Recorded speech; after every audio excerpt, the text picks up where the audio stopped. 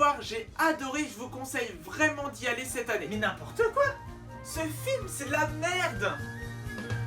On aura l'occasion d'en reparler.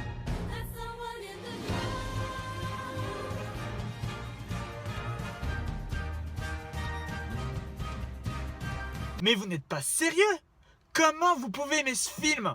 Vous avez vraiment de la merde dans les yeux ou c'est comment? Non mais parce que ce film c'est quand même la plus grosse honte de l'année. C'est tellement cucu que Bridget Jones ça me donne pas la gerbe à ce point. Ça parle d'un putain de pianiste qui est pas foutu de faire son boulot correctement, mais qui rêve d'ouvrir un club de jazz à la place d'un bar sans tapas. Va falloir te réveiller un jour, hein, Ryan Gosling de mes deux. Comment tu veux évoluer si tu fais déjà pas ce qu'on te demande? Parce que je suis désolé, mais ça suffit pas de savoir appuyer sur un clavier pour devenir le prochain Steve Jobs.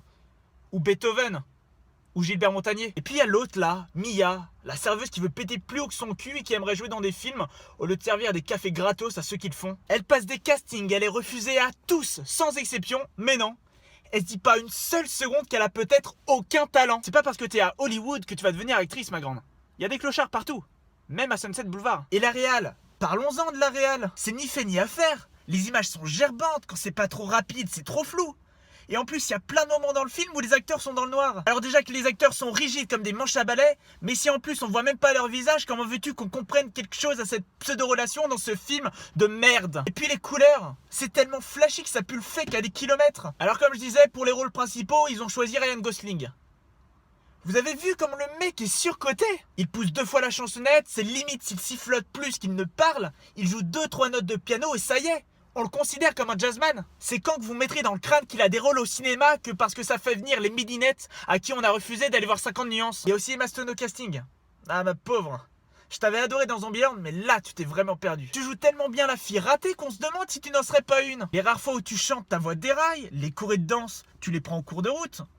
Et faut dire ce qu'il y a, on aurait tous préféré Emma Watson à ta place. Non, vraiment, ce film ne mérite pas l'engouement qu'il a eu. Les musiques, quelle belle merde ça aussi. Voilà ce qui arrive quand on choisit son pote de fac plutôt qu'un vrai musicien. Les musiques se ressemblent toutes, ça nous sort des sons du siècle dernier alors qu'on est en 2017. En 2017, putain. C'est tellement oubliable que je vois pas l'intérêt d'en parler plus que ça. De toute façon, c'est nominé aux Oscars, mais ça vaut pas mieux que l'épisode de Oui Oui que je me suis maté ce matin. On le sait bien de toute façon que c'est pipoté. J'ai juste à faire une vidéo en noir et blanc dans mes chiottes pour gagner l'Oscar du meilleur bruitage. Alors vous imaginez bien que c'est ce film qui va tout rafler cette année. Juste parce qu'il va bien dans le sens du poil de cul de l'Académie. En plus, il y a plein d'incohérences dans le film. Comment tu expliques que Mia enlève ses talons pour mettre des claquettes? Et je te parle pas des tongs, hein. Des fucking putains de chaussures de claquettes. Qui porte encore ça, sérieux? Comment tu expliques qu'il fasse nuit et jour dans la même scène? Ça n'a aucun sens. Comment tu expliques que Ryan Gosling drague Emma Stone dans ce film alors que, franchement, elle est bien moins gaulée qu'Emily Ratajkowski? Moi, je vous le dis, ce film, c'est un accident industriel. Et c'est pas l'or des trophées qui leur fera remonter la pente. C'est un film sans aucune originalité. Ils disent faire des références aux grands classiques des comédies musicales, mais en fait ils ont tout pompé sans se faire chier. C'est dingue de voir tous les clins d'œil qui sont juste des copies conformes. C'est comme si moi je te balançais une recette de cuisine soi-disant maison alors qu'en fait j'ai chopé sur Marmiton. Et puis c'est pas une comédie musicale, merde. Les 3/4 du temps c'est totalement vide parce qu'ils sont en train de se tourner autour comme des collégiens découvrant leur puberté. Le reste c'est chanson au début, chanson à la fin et puis c'est tout. Alors vous l'aurez compris, je ne vous conseille absolument pas ce film.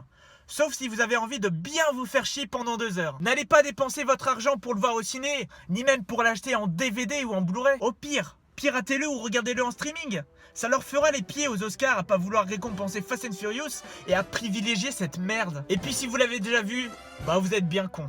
Puis si vous l'avez vu au moins 2 fois, bah on peut plus rien pour vous.